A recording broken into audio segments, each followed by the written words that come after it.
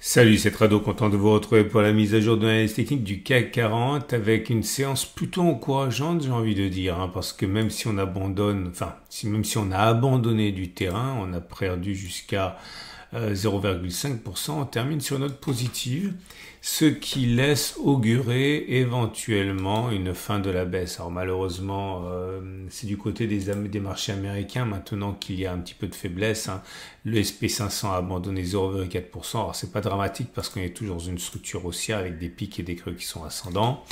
Le Nasdaq, lui, est encore mieux orienté, puisque on a une séquence qui est clairement haussière avec des records historiques, mais il y a là aussi un peu de perte de terrain.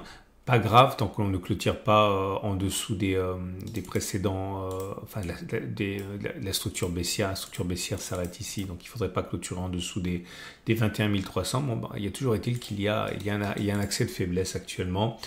Mais le CAC 40, encore une fois, s'en sort pas trop mal. Alors, je vous rappelle, parce qu'il faut conserver quand même une vision claire pour le court terme, j'envisage toujours que l'on aille chercher la médiane de la fourchette d'Andros parce que c'est tout simplement ce que l'on fait dans 7 cas sur 10. J'avais expliqué, je suis obligé de le répéter aussi pour les nouveaux, que suite au setup Trado Bull que l'on avait eu sur cette bougie-là, avec une bougie entière sans contact avec la Bollinger supérieure, qu'il était plausible qu'on aille chercher la M7 et qu'il serait bien qu'on aille chercher la M20. On est bien allé chercher la M7 et la M20 n'est pas très très loin.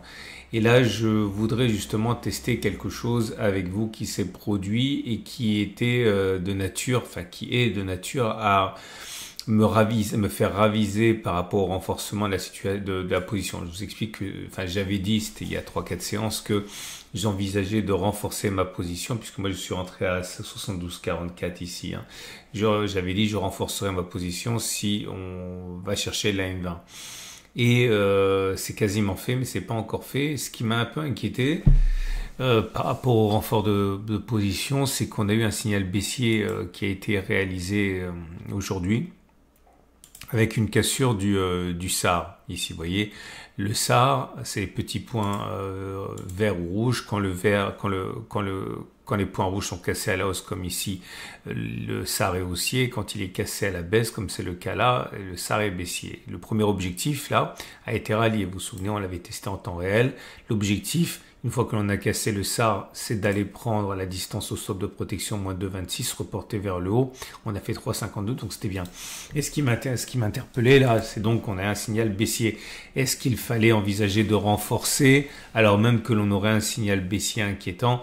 C'est ce que j'ai voulu voir. Donc, j'ai pris et j'ai backtesté les signaux suivants. Donc, cassure du SAR à la baisse, comme c'est le cas ici, lorsque l'on est dans un contexte, comme c'est le cas actuellement, de tendance de long terme qui est baissière sur le CAC 40, puisqu'on est en dessous de la M200. Et j'ai fait le test 30 fois. Et je vais vous montrer ce que ça donne. Je vais d'abord vous montrer un test qui a bien réussi. Ici, vous avez 3 pouces verts. Pourquoi? Parce que le signal a été donné ici, cassure des petits points verts. Vous voyez, le petit point vert a été basculé, c'est devenu des petits points rouges. Le stop de protection, il est mis au-dessus des plus hauts du cycle haussier du SAR. Donc le cycle haussier du SAR, il est là. Le plus haut, il est là.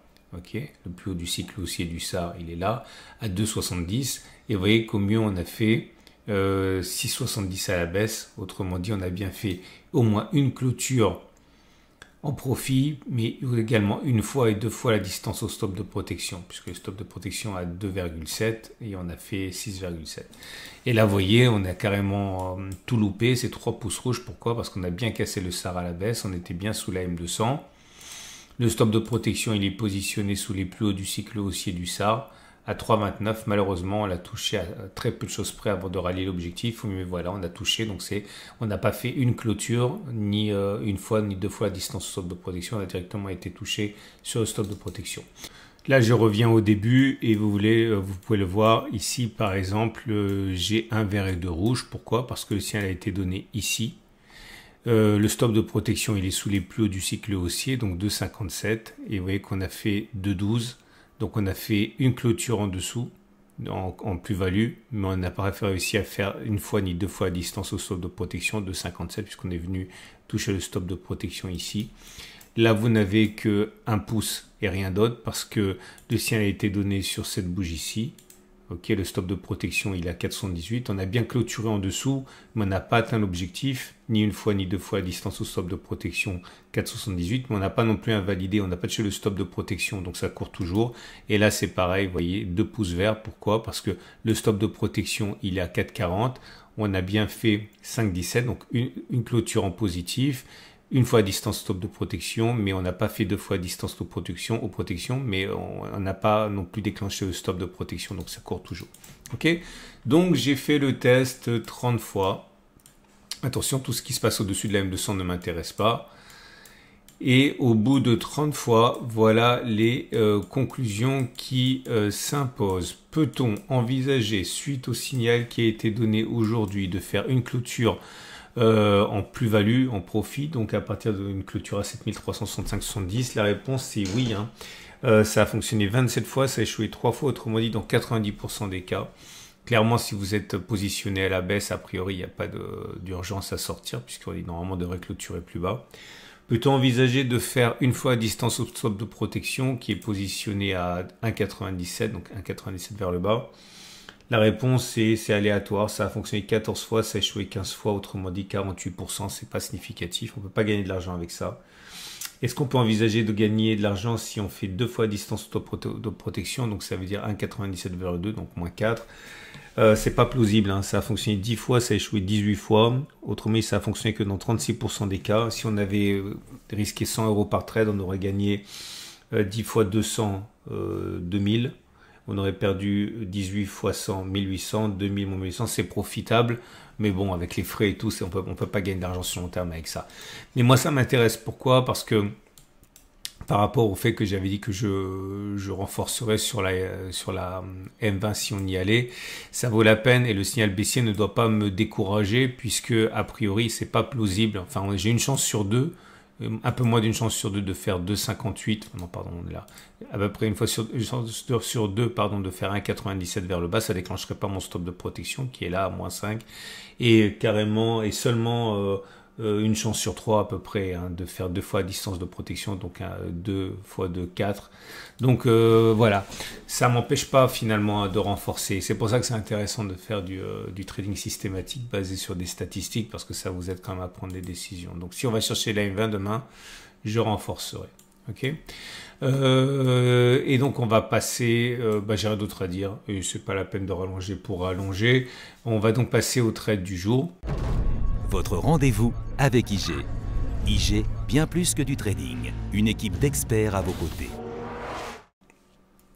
Si vous êtes haussier, vous pouvez acheter maintenant sur la foi de ce qu'on vient de tester, puisque même sans tenir compte du backtest que j'ai fait et du renfort que j'ai fait, c'est un comment ça s'appelle, pardon, c'est toujours dans les cordes pour aller chercher la médiane, donc vous pouvez toujours trader ça en mettant un stop de protection en cas de sortie sous la médiane.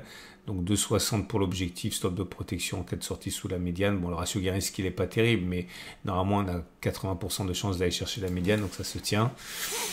Si vous voulez spéculer à la baisse, par contre, eh bien, vous pouvez penser, et c'est pas interdit, que la situation actuelle avec la cassure du SAR et les pesanteurs actuelles et l'affaiblissement des indices américains milite pour un retour sur les plus bas. Bon, c'est du trading qui est discrétionnaire, pas vraiment systématique, mais voilà, vous visez un retour sur les plus bas qui est à 3,73, vous mettez un stop de protection au-dessus des plus hauts, vous avez un ratio gain risque supérieur, ça peut tenir aussi.